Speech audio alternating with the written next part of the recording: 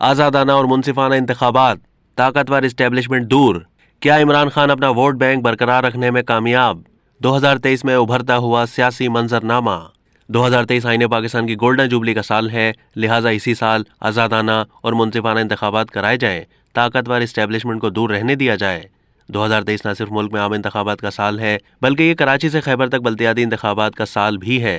कराची और हैदराबाद में बल्दियाती इंतखाबात के साथ ही इन इंतखाबात का दूसरा मरहला मुकम्मल हो जाएगा। इसके बाद पंजाब में भी बल्दियाती इंतखाबात होंगे। अगर पीटीआई की हुकूमत ने तवक्को के मुताबिक पंजाब और केपी दोनों असम्बलियों को तहलील कर दिया तो मुल्क इंतखाबी मोड में चला जाएगा। पीटीआई दबाव बनाने का इरादा रखती है, क्योंकि उन्हें यकीन है कि वो अगले आम इंतखाबात जीत सकते हैं। इसके बरक्स साबिक वज़ीर आज़म इमरान खान, जो गुज़िश्ता 8 महीने में हुकूमत को आम इंतखाबात में जाने पर मजबूर ना कर सके, अपना वोट बैंक बरकरार रखने में कामयाब रहे।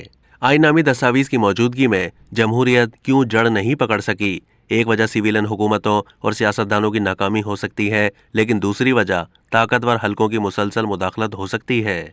गुज़िश्ता 50 सालों में सियासत में इस तरह इन हलकों का हालिया फैसला कि वो सियासी मामलात में मजीद मुदाखलत नहीं करेंगे, एक मुस्बत पेशरफ्त के तौर पर देखा जा सकता है। पाकिस्तान मजीद सियासी मुहिम जोई का मुतहम्मिल नहीं हो सकता। जमहूरियत को आइन के पैरामीटर्स के अंदर परवान चढ़ने दें। सिविलियन हुकूमतें अच्छे इदारे और गुड गवर्नेंस कायम करने में भी नाकाम रहीं। सबसे अहम बात यह है कि 1977 और 1999 में गासिबों के खिलाफ आइन के तहफ़्फ़ुज़ में अदलिया की भी मुकम्मल नाकामी रही। अब तक के लिए इतना ही। मजीद मालूमात के लिए डेली जंग के यूट्यूब चैनल को सब्सक्राइब कीजिए।